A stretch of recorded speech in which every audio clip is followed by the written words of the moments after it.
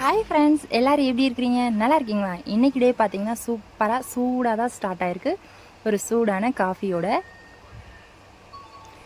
இன்றைக்கி வந்து ஒரு ஹேர் பேக் தான் பார்க்க போகிறோம்.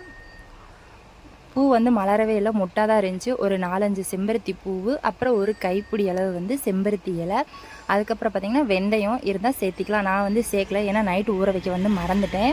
அதுக்கப்புறம் பார்த்திங்கன்னா கருகப்பில், இது மூணையும் வந்து நல்லா மிக்ஸ் பண்ணி அரைச்சிக்கலாம்.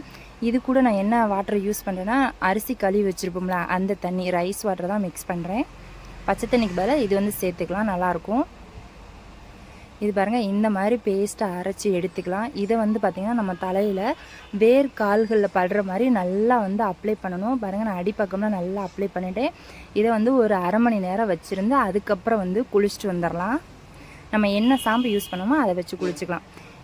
எனக்கு வந்து இந்த பேஸ்ட் வந்து பார்த்திங்கன்னா எல்லா விதமான ஹேர் ப்ராப்ளத்துக்கும் வந்து ஒரு சொல்யூஷனாக இருக்குது. சூப்பராக வந்து சூட் ஆகுது. பாருங்கள், என்னோடய ஹேர்லாம் பார்த்திங்கன்னா ஷைனிங்காக சூப்பராக இருக்கும். ஓகே, பாய்.